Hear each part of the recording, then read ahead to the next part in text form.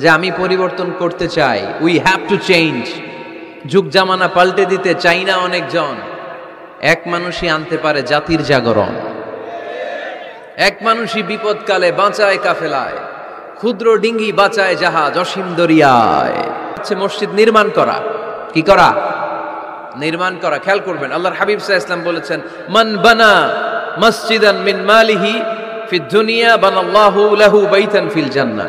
যে ব্যক্তি নিজের পকেটের টাকা খরচ করে দুনিয়াতে মসজিদ বানায়, আল্লাহ তাআলা তার জন্য জান্নাতে ঘর বানায়। 60টা জিনিস মানুষ মরে যাওয়ার পরে তার কবরে পৌঁছতে থাকে। ইন্না মিম্মা ইয়ালহাকুল মুমিন মিন হাসানাতিহি বা'দা মাউতিহি। মানুষ মরে যাওয়ার পরেও যে 60টা জিনিস তার কবরে পৌঁছায়, তার মধ্যে একটা হচ্ছে মসজিদান বানাহু। সে যে মসজিদ বানিয়ে গিয়েছে, ওই মসজিদের সওয়াব। সুবহানাল্লাহ পড়েন। আপনি টাকা দিয়ে মসজিদ বানিয়ে দিলেন, ওই মসজিদে মুসল্লিরা নামাজ পড়ে, রোজাদাররা এসে ওখানে ইফতার খায়, তাহাজ্জুদ আদায়কারীরা তাহাজ্জুদ পড়ে, তাদের সওয়াবের কমতি হবে না, কিন্তু তাদের সওয়াবের একটা পার্সেন্টেজ সওয়াব যে ব্যক্তি মসজিদ বানালো তার আমলনামায় আল্লাহ ঢুকিয়ে দেয়। এজন্য বেশি বেশি মসজিদ বানাতে রাজি আছেন তো? তাহলে আল্লাহর হাবিব সাল্লাল্লাহু আলাইহি ওয়াসাল্লাম কোথাও গেলেই প্রথমে মসজিদ বানাতেন। কি বানাতেন? মসজিদ বানাতেন। মক্কা থেকে হিজরত করে মদিনায় আসলেন, কোবায় থাকলেন কয়েক সপ্তাহ। কোবা পল্লীতে তিনি মসজিদ বানালেন, মসজিদ কোবা। ওখানে প্রতি শনিবার কেউ যদি ওযু করে ওখানে যে 2 রাকাত নামাজ পড়ে, একটা কবুল উমরার সওয়াব আল্লাহ তাআলা তার আমলনামায় দিয়ে দেয়। মসজিদে কোবা বানালেন। তারপরে মদিনায় এসে মসজিদে নববী বানালেন আল্লাহর হাবিব সাল্লাল্লাহু আলাইহি ওয়াসাল্লাম, মসজিদে নববী। এটা ছিল আল্লাহ রাসূল সাল্লাল্লাহু আলাইহি ওয়াসাল্লামের বৈশিষ্ট্য। কোথাও গেলেই তিনি মসজিদ বানাতেন। মসজিদে নববী, হায় রে, এখন তো কত সুন্দর মসজিদ আমরা দেখি, আমরা যে সালাত পড়ি। আল্লাহর হাবিব সাল্লাল্লাহু আলাইহি সাল্লামের সময় মসজিদে নববী কি এরকম ছিল? কথা বলেন। ফ্লোর ছিল বালুর ফ্লোর। কিসের ফ্লোর? আমাদের মসজিদের ফ্লোর কিসের? টাইলস। আর আল্লাহ রাসূল সাল্লাল্লাহু আলাইহি ওয়াসাল্লামের মসজিদে নববীর ফ্লোর কিসের? কথা বলে না। এত দরকার নেই, এত লম্বা চূড়ার বক্তব্যের দরকার নেই। আধা ঘন্টা চুপ করে শুনেন, কয়েকটা মেসেজ ড্রপ করি। Take it with you to your home, then practice and apply in the society. নিয়ে যান, আমল করেন, সমাজে কাজে লাগান। সমাজটা আলোকিত করে দিবে কে? খুতাবুকুম তাবিলা সালাওয়াতুকুম কাসীরা। আল্লাহর হাবিব সাল্লাল্লাহু আলাইহি ওয়াসাল্লাম বললেন, কিয়ামতের একটা আলামত, কিয়ামতের আগে তোমাদের বক্তব্য হয়ে যাবে লম্বা, সালাত হয়ে যাবে খাটো। সালাতের পরে তাসবিহ পড়তে চায় না লোকজন, ব্যস্ত, মহা ব্যস্ত, সুপার বিজি। কোত্থেকে আসলে এই ব্যস্ততা? আপনি রবের সাথে মুনাজাত, না যাই ইউনাজি মুনাজাত, আপনার রবের সাথে একাকী নীরবে কথা বলতে মনে চায় না আপনার? এত তাড়াহুড়ো কিসের? ধীর স্থির হন, একটু স্থির হন। কিন্তু আপনার শক্ত সিদ্ধান্ত লাগবে, পরিবর্তনের জন্য শক্ত মানসিকতা লাগবে, যে আমি পরিবর্তন করতে চাই, উই হ্যাভ টু চেঞ্জ। যুগ জামানা পাল্টে দিতে চাই না অনেকজন। এক মানুষই আনতে পারে জাতির জাগরণ।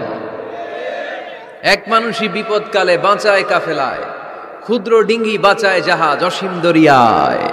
Enough.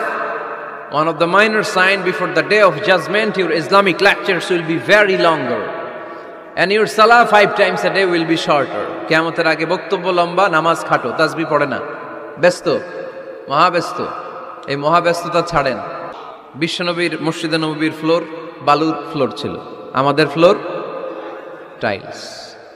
আল্লাহর হাবিব সাল্লাল্লাহু আলাইহি ওয়াসাল্লামের মসজিদে বালি নিচে, এই বালিতেই নামাজ পড়তেন। বৃষ্টি হলে কাদামাটি হয়ে যেত, কাদামাটিতেই সেজদা করতেন।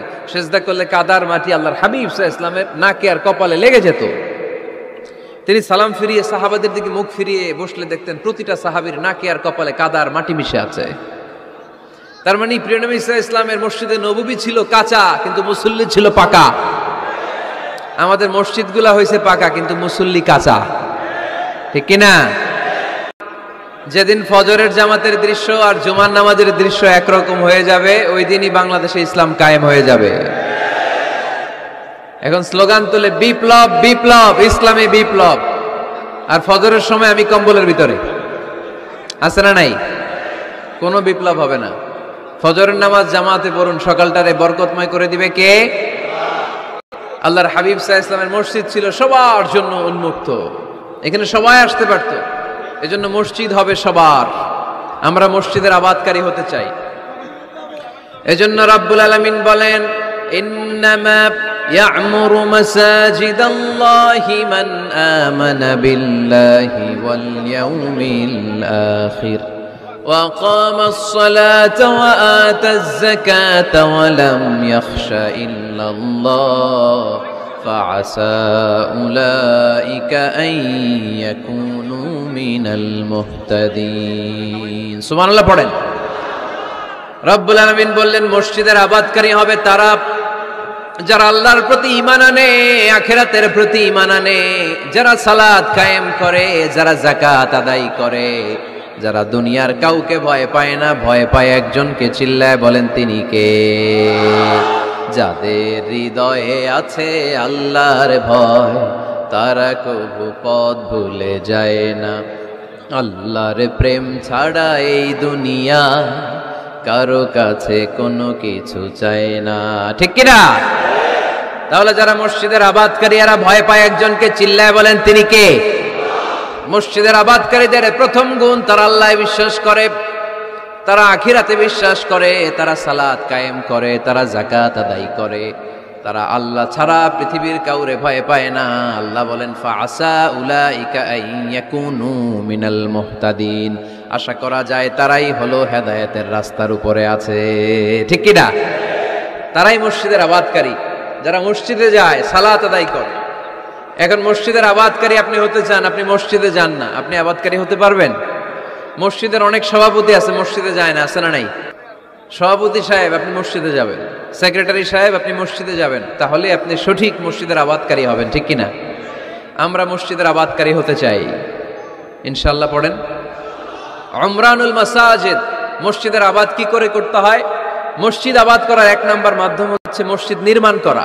কি করা নির্মাণ করা খেয়াল করবেন আল্লাহর হাবিব সাল্লাল্লাহু আলাইহি ওয়াসাল্লাম বলেছেন মান বানা মসজিদান মিন মালিহি ফিদ দুনিয়া বানাল্লাহু লাহু বাইতান ফিল জান্নাহ যে ব্যক্তি নিজের পকেটের টাকা খরচ করে দুনিয়াতে মসজিদ বানায় আল্লাহ তাআলা তার জন্য জান্নাতে ঘর বানায় 60টা জিনিস মানুষ মরে যাওয়ার পরে তার কবরে পৌঁছতে থাকে ইন্না মিম্মা ইয়ালহাকুল মুমিন মিন হাসানাতিহি বা'দা মাউতিহি মানুষ মরে যাওয়ার পরেও যে 60টা জিনিস তার কবরে পৌঁছায় তার মধ্যে একটা হচ্ছে মসজিদান বানাহু সে যে মসজিদ বানিয়ে গিয়েছে ওই মসজিদের সওয়াব সুবহানাল্লাহ পড়েন আপনি টাকা দিয়ে মসজিদ বানিয়ে দিলেন ওই মসজিদে মুসল্লিরা নামাজ পড়ে রোজাদাররা এসে ওখানে ইফতার খায় তাহাজ্জুদ আদায়কারীরা তাহাজ্জুদ পড়ে তাদের সওয়াবের কমতি হবে না কিন্তু তাদের সওয়াবের একটা পার্সেন্টেজ সওয়াব যে ব্যক্তি মসজিদ বানালো তার আমলনামায় আল্লাহ ঢুকিয়ে দেয় এজন্য বেশি বেশি মসজিদ বানাতে রাজি আছেন তো তাহলে মসজিদ আবাদ করার প্রথম মাধ্যম হচ্ছে মসজিদ বানানো 2 নাম্বার মাধ্যম হচ্ছে মসজিদে যে জামাতে সালাত আদায় করা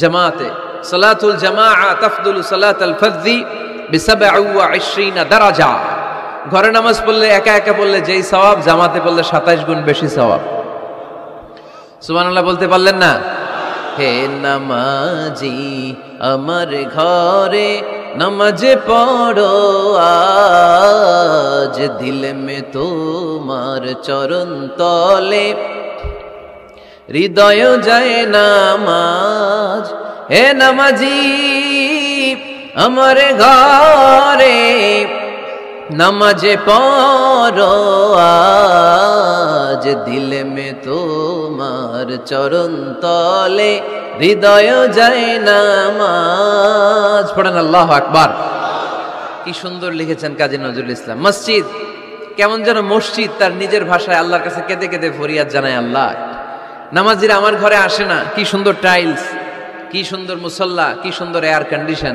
সব আছে কিন্তু মুসল্লি নাই ঠিক কিনা মসজিদগুলো আল্লাহর কাছে ফরিয়াদ জানায় এজন্য আমরা যেন মসজিদমুখী হই কি মুখী আওয়াজ করে বলতে হবে কি মুখী মসজিদমুখী তাহলে মসজিদ আবাদের 1 নাম্বার পদ্ধতি মসজিদ বানানো 2 নাম্বার মসজিদে বেশি বেশি যে জামাতে সালাত আদায় করা 3 নম্বরে মসজিদের সাথে সম্পর্ক জুড়ে দেওয়া হৃদয়টা যেন সব সময় মসজিদের সাথে লেগে থাকে আল্লাহর হাবিব সাল্লাল্লাহু আলাইহি ওয়াসাল্লাম বললেন সাবআতুন ইউযিল্লুহুমুল্লাহু ফি যিল্লিহি ইয়াওমা লা যিল্লা ইল্লা যিল্লু 7 শ্রেণীর ব্যক্তিকে আল্লাহ তাআলা কিয়ামতের দিন আরশের নিচে ছায়া দিবে যেদিন আল্লাহর আরশের ছায়া ছাড়া কোনো ছায়া পৃথিবীতে থাকবে না সেই দিনটা কি এই দিনের মতো কিয়ামতের দিনটা আজকের এই দিনের মতো হবে 50,000 বছর হবে এটা লেন্থ এটা ডিউরেশন কাআন সাফসাফা লা তারা ফিহা ইওয়াজা ওয়ালা আমতা লেভেল প্লেইং ফিল্ড তামার জমিন একটু কল্পনা করেন তো ওই দিনটা কত ভয়ঙ্কর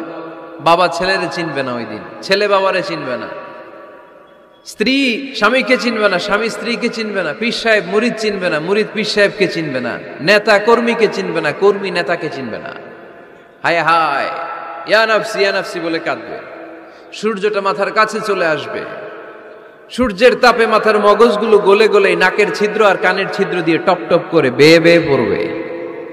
তৃষ্ণায় মানুষগুলো পাগল পাড়া, জিহ্বাটা বের হয়ে নাভি পর্যন্ত ঝুলতে থাকবে। সেদিন সবাই পাগলের মতো ছুটতে থাকবে, কোনো ছায়া নাই আল্লাহর আরশের ছায়া ছাড়া।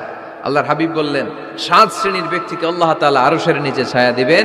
এর মধ্যে 1 শ্রেণীর ব্যক্তি রাজুলুন কলবুহু মুআল্লাকুন বিল মাসাজিদ, ওই ব্যক্তি যার হৃদয়টা সবসময় আল্লাহর মসজিদের সাথে লেগে থাকে। মসজিদের সাথে যার হৃদয় লেগে থাকে তাকে আরশের নিচে ছায়া দিবে কে? এজন্য মসজিদের সাথে যেন আমাদের হৃদয়গুলো লেগে থাকে।